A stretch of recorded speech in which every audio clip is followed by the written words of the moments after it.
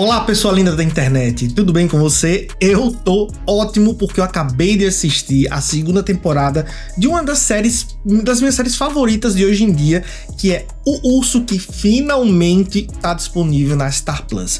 E eu digo finalmente porque tem mais ou menos aí uns 2 meses que ela foi lançada lá fora, e eu não sei por que a Star Plus teve essa estratégia de lançar no Brasil só agora com tanto atraso. Mas mesmo assim, eu decidi gravar esse vídeo só agora, né, e decidi assistir a série também só agora, porque tem muita gente que não manja de baixar o episódio, de procurar daquele jeito, sabe, pela internet, de um jeito Jack Sparrow de se viver. E foi muito difícil segurar, né, a vontade de assistir esses episódios, porque eu tava muito curioso para saber o que eles iam fazer. Mas mesmo assim, eu segurei a minha vontade, decidi esperar para gravar o vídeo logo depois que terminasse de assistir, porque a primeira temporada, pelo menos, ela era cheia de complexidades na questão de roteiro, né, a questão das nuances. Era um roteiro muito ágil, todo o tempo tava acontecendo milhões de coisas na tela, e o jeito que ele tratava as emoções dos personagens era de uma maneira tão única, tão impactante, pelo menos pra mim foi, que eu não queria esperar 2 meses pra gravar o vídeo, né,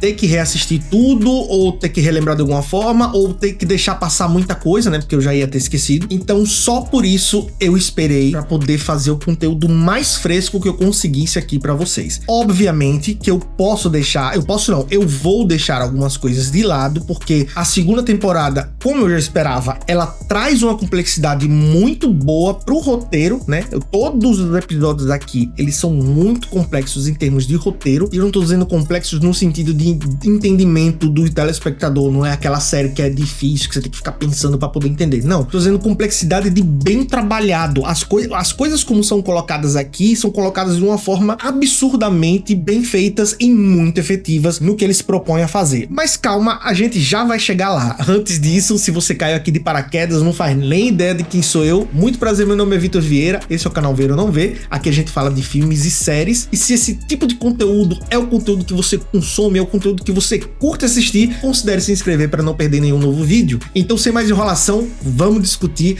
O Urso, segunda temporada, que está disponível na Star Plus.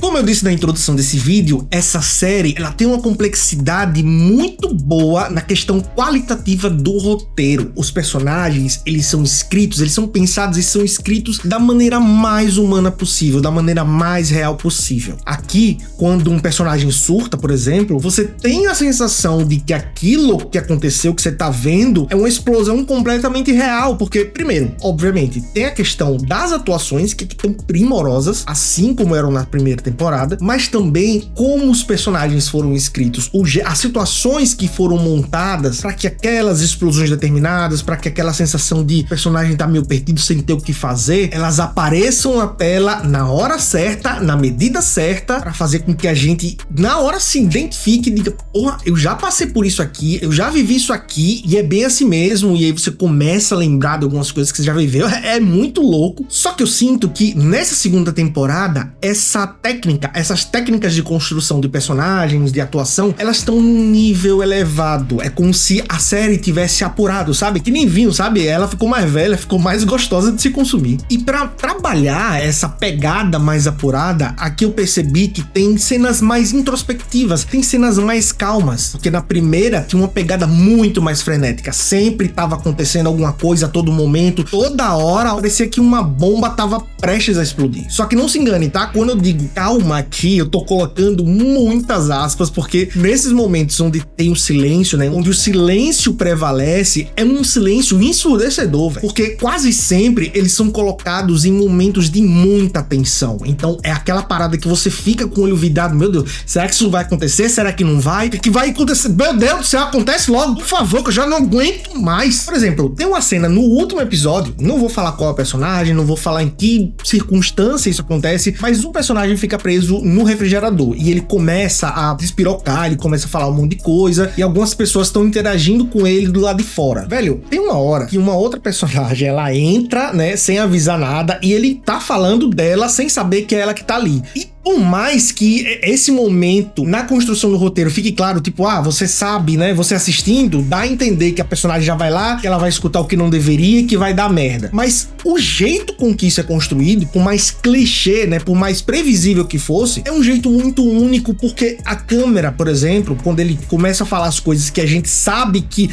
Véi, para de falar, por favor. Ela fica ali com ele, mas ela fica com ele um tempo muito maior do que em outra produção comum qualquer. Porque, por exemplo, se fosse em uma outra produção qualquer, mostraria a pessoa chegando, e aí ela começava a escutar alguma coisa, ela parava, fazia uma cara de espanto e cortava, mostrava a expressão da outra pessoa que tá falando, e é meio que intercalando. Aqui não. Quando a pessoa, ela vai em direção, a câmera não mostra ela indo, a gente não sabe se de fato ela chegou ou escutou, porque quando ele começa a falar dela, né, que não deveria escutar as coisas, a câmera fica só nele. Então a tensão não é construída somente por você imaginar a situação de que tipo, a pessoa tá escutando algo que não deveria, mas não, será mesmo que a pessoa tá escutando? Será mesmo que ela tá ali? Meu Deus, e se ela não tiver? E se ela só escutou um pedaço, entendeu? Você fica conjecturando o que pode estar acontecendo, por mais, como eu disse, clichê e mais previsível que a cena se torne depois. Por mais que aquilo que a gente imaginava no início, ela se concretize, ela aconteça, mas o jeito que isso é construído, o jeito que ela de fato acontece, é algo muito, mas muito surreal. Porque é de uma eficiência tão grande, velho, que pelo menos pra mim, mexeu muito com o meu íntimo. E na hora você vai ficar pensando, velho, porque quem é que nunca começou a falar alguma coisa de alguém e esse alguém passou por você, ou tava escondido atrás da porta e acabou escutando parcialmente, pelo menos, aquilo que você disse, e você se viu numa situação completamente constrangedora. Isso é muito comum, mas muito comum. Comigo mesmo já aconteceu algumas vezes. E eu não tava necessariamente falando mal da pessoa, era simplesmente algo que eu não queria que ela ouvisse, mas isso já causa uma tensão que o Urso consegue colocar isso com muita potência, com muita veracidade na tela. E falando em tensão, meus amigos, no 6º episódio, que pra mim é o melhor episódio, ele também é o mais longo, não me lembro nem na primeira temporada tem um episódio de 1 hora, ele é um episódio muito longo, mais ou menos o tamanho dos dois, né, porque uma coisa legal do Urso é que dá pra você assistir bem rapidão, os episódios são ali entre 35 minutos, 30 minutos. Esse aqui é grandão, mas, pô, ele faz valer a pena o tamanho dele, porque, rapaz, ele conta a história passada da família do Carmen, né, que é o protagonista aqui dessa história, e, velho, tem pelo menos 2 cenas muito...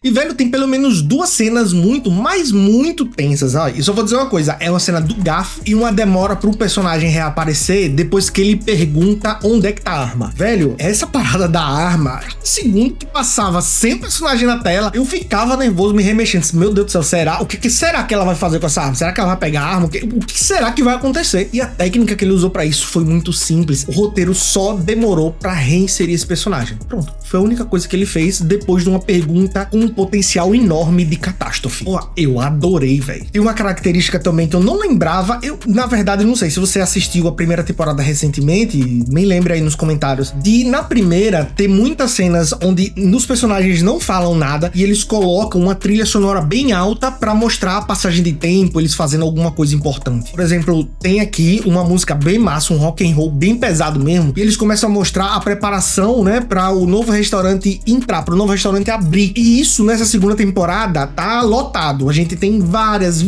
cenas mostrando essa passagem do tempo com música lá no talo, né? Essa trilha musical muito forte, muito marcada aqui em vários episódios, não era uma coisa que eu lembrava da primeira temporada. Pode até existir, tá? E isso tá me fugindo da memória, mas enfim, é algo que eu notei aqui nessa segunda e que marcou de uma forma muito massa a passagem de tempo, o dinamismo. Essa cena mesmo deles preparando o restaurante pra abrir com esse rock pauleira, porra, muito bom. Chega a dar uma ansiedade. É um outro sentimento que você toda hora vai ter assistindo esse seriado. Você vai ter convulsões de ansiedade no melhor sentido da palavra.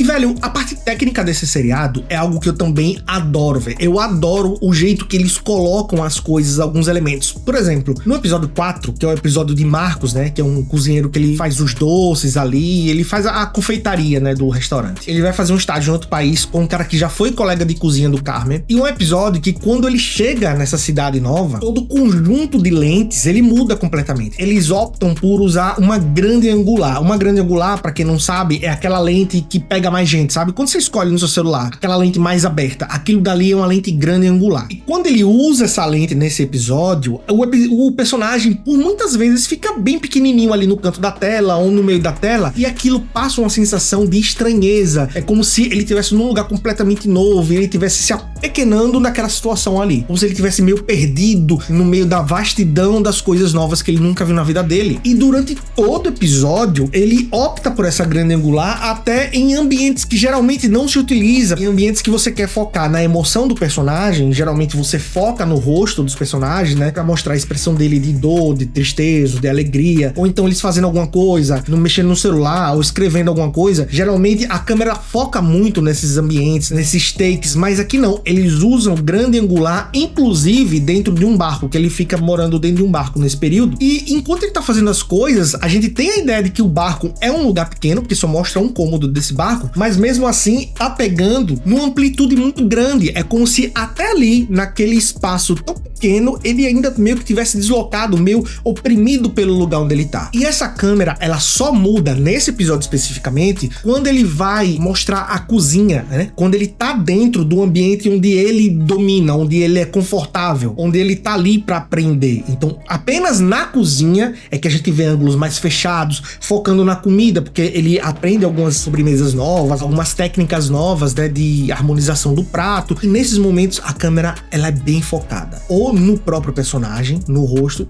como em todos os outros episódios, ou então no prato, né, no objeto em que o personagem tá colocando o foco dele. E outra coisa interessante desse episódio, pra mim foi um dos melhores episódios, tá? Tirando o sexto, é que aqui há muito silêncio. Há muitas horas em que os personagens, eles não falam muita coisa, só que não tem demarcação de trilha sonora nenhuma. É o silêncio puro e seco. E se você acha que isso poderia ficar monótono, velho, você tá completamente equivocado, porque nesses momentos ele emula muito bem uma aula, né? É como se a gente estivesse ali aprendendo a fazer aquela sobremesa junto com ele. Eu sei que isso não é possível, né? Até porque os episódios são pequenos, ele não vai explicar, olha, agora você vai fazer isso, aquilo, outro e tal. Mas o jeito, o recorte que é colocado, os takes que são escolhidos na edição para o corte final, pro episódio final, como a gente vê, são takes muito dinâmicos. E se tivesse uma narração explicando o que estava sendo feito, como aquela sobremesa montada, era quase uma videoaula de como você fazer um prato X ou Y. Eu me senti pelo menos como se fosse um estagiário que tivesse ali junto com o Marcos, pô, vivendo aquela atmosfera, aquela coisa nova, aquele aprendizado, sabe, velho? Muito, muito bom. E o jeito que a série é editada mesmo, né? É um trabalho, velho, sensacional. Tem um episódio mesmo, acho que é o episódio 7, que é um episódio totalmente dedicado a Rich, que é o primo do Carmen. Ele tá indo pra um restaurante novo, ele também vai passar um tempo lá de estágio nesse restaurante, e quando ele chega, né, ele tem aquela ideia de que, porra, eu não devia estar aqui, eu não queria estar fazendo isso, eu tô vindo forçado. E quando ele tá entrando no restaurante, aquilo causa um terror pra ele tão grande, e o jeito como o episódio é montado parece um filme de terror. A música é tensa, os cortes são tensos, o jeito que ele tá indo pelo corredor vazio, meio azulado, e ele tá indo meio reticente, sabe? Sem saber direito pra onde é que vai, pra onde é que veio, como é que ele entra aqui ali naquele local. Inclusive ele vê umas paradas penduradas e ele olha aquilo meio assustado.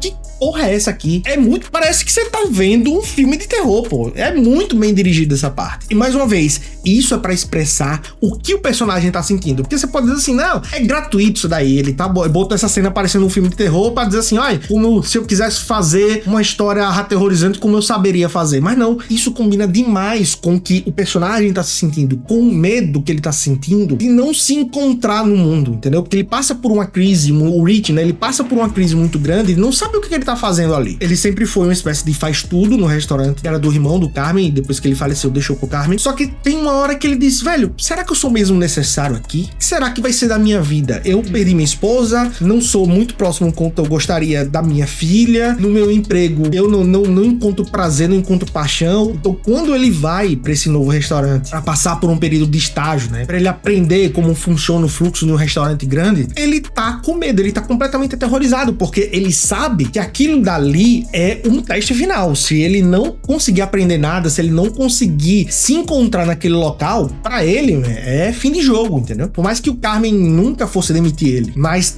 pra ele, entendeu? Era como se fosse a última chance que ele tá dando pra ele mesmo, véi. Sensacional. Isso sem falar das coisas que a série vai construindo episódio a episódio. Tem, por exemplo, por uns 3 episódios mesmo, que eles precisam ganhar um alvará dos bombeiros. Só que todo o teste que eles fazem do gás, o gás tá escapando e eles, véi, se a gente não conseguir consertar isso, se a gente não conseguir consertar esse vazamento, já era. A gente não vai conseguir abrir o restaurante a tempo, a gente vai ter muito prejuízo e antes mesmo da gente começar, a gente já vai ter fracassado. E, velho, no momento que eles vão fazer o teste de gás, fica todo mundo ali enfileirado, né? E a câmera vai passando no rosto de cada um e todo mundo vai lembrando do que já viveu até ali. É como se fosse assim, velho, esse é o momento de quase morte. E não tem aquela história de quando você tá prestes a morrer, sua vida passa diante dos seus olhos. É mais ou menos isso que acontece. A série brinca com essa ideia e os personagens, eles vão revivendo muitas coisas que aconteceram, não só nessa temporada, mas na primeira também. E isso faz com que a gente fique mais tenso, mais ansioso pra saber. E, velho, é só um teste pra ver se o gás vai vazar ou não. É só isso. Mas parece que a gente tá vendo algo extremamente gigantesco, catatônico, que se não der certo o mundo vai acabar. Não, é só um teste dos bombeiros que acontecem todos os dias em várias empresas por aí. Só que, repito, tanta coisa foi construída antes desse momento chegar e foi construída de uma maneira tão efetiva que você sente que, de fato, se aquela bola, né, que eles botam um balão pra ver se o balão enche e estoura, se aquela bola encher e estourar, meu irmão, acabou tudo, acabou série. E se tem uma coisa que você chega nesse episódio não quer que aconteça, é que essa série acabe em desgraça. Você tá torcendo por aqueles personagens o tempo todo. E repare, pra torcer por um personagem, você precisa acreditar, se apaixonar por aquele personagem. E pensa assim, velho, que cara massa, que mulher massa. Se essa pessoa fosse na vida real, eu queria ser muito amigo dela. E isso não é construído só com atuação, isso não é construído só com algumas situações montadas pelo roteiro, mas por uma parte específica do roteiro, que são os diálogos. E se tem uma coisa que eu gosto desse seriado, além de tudo isso que eu falei, né, é a sutileza das conversas entre os personagens, ou da falta de palavras que às vezes foge numa conversa entre eles. Vou pegar mais uma vez um exemplo do 4º episódio, né, que eu disse que foi um dos meus preferidos. Tem um momento que o Marcos, que ele tá estagiando com esse cara que foi amigo do Carmen, né, que trabalhou com o Carmen, que eles estão conversando sobre a profissão. E ele pergunta, velho, você tá aqui há quantos anos? Há quantos anos você trabalha com cozinha? Aí ele diz, velho, eu trabalho há 14 anos cozinhando. É uma coisa que eu comecei, eu era molecão, me apaixonei e nunca mais parei. E aí eles vão falando, trocando informações, né, sobre a vida, sobre a experiência, até que Marcos olha pra ele e diz assim, cara, mas você passou tanto tempo, valeu a pena? Todo esse esforço, todo esse investimento de tempo mesmo? E aí o outro personagem olha pra ele e dá uma respirada e ele sabe que ele ama o que ele faz. Ele sabe que talvez no mundo ele não tivesse outra coisa que ele fizesse tão bem. Mas ao invés de responder, velho, é cansativo, eu nunca ia dizer pra outra pessoa fazer o que eu faço, ele só olha pra ele assim, velho, me pergunta isso amanhã. E, porra, isso é muito real, velho. Isso é muito real. De quem verdadeiramente é apaixonado pela profissão, pra quem verdadeiramente é apaixonado por aquilo que faz, o diálogo é tão bem trabalhado que ele não precisou falar nada. Ele só disse, velho, me pergunte amanhã. Por trás, né, você sabe que ele vai dizer, tô cansado pra cacete, é uma profissão que bota pra lascar com você. Você não tem vida, velho. Mas é uma parada que eu amo tanto, que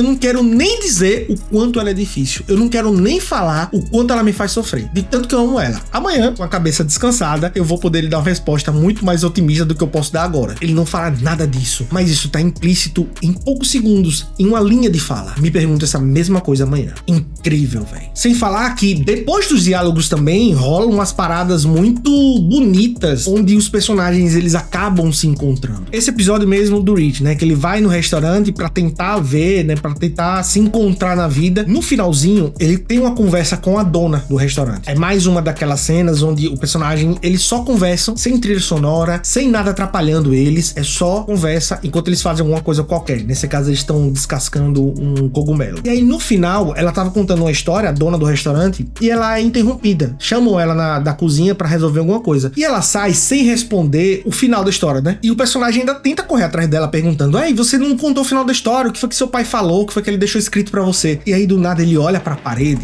e tem uma frase que ele não fala mais nada. O episódio acaba nisso. Ele focando na parede, né, com a frase de efeito. E, velho, pelo menos pra mim foi um momento muito tocante. Você não tem certeza se a frase que tá lá na parede foi a frase do pai que deixou no diário. Só que, mesmo com essa incerteza no ar, a conversa que o personagem, né, que o Rich teve com a dona do estabelecimento, do restaurante, ela mesmo interrompida quando ele bate o olho na parede e vê aquela frase de efeito, pra ele, pro personagem e pra gente também, aquela foi a frase dita pelo pai. Aquela foi a frase que ela deixou de falar no final da história que eles estavam conversando. Pode até não ser, mas aquele momento, na hora que ele olha e do jeito que a trilha sonora entra logo depois, cara, é poesia pura. E eu fiquei muito, muito tocado junto com o Rich, naquele momento de epifania, naquele momento de autodescoberta, naquele momento de, porra, é isso que eu tava procurando. Essa é a resposta, sabe? Enfim, segunda temporada do Urso é uma temporada que me deu a sensação de que cada episódio que passava era o melhor que eu assistia, apesar de, avaliando depois, né, eu tenho os meus preferidos aqui, mas todos são muito bons, e o jeito que ela é construída, o jeito que os episódios são sequenciados, ele, na primeira vista, ele dá essa impressão. De forma geral, eu achei essa segunda temporada melhor do que a primeira, o que é algo bem difícil de acontecer. Acontece, tá? Mas geralmente a primeira temporada tem mais impacto, a segunda traz um desenvolvimento aqui, mas essa segunda temporada, meu amigo, é um absurdo. É um absurdo de técnica, é um absurdo de qualidade, é um absurdo de sensações que ela causa. A gente acaba ficando mais próximo dos personagens, porque, como eu disse, no sexto episódio ele conta muito da história do que aconteceu no passado, na vida do Carmen, de todo mundo que tá envolvido ali atualmente naquele restaurante. Você começa a entender alguns comportamentos, alguns padrões de autossabotagem, algumas cismas que uns personagens têm uns com os outros. Mas não só isso, aqui aparecem novos personagens e eles não aparecem de forma vazia.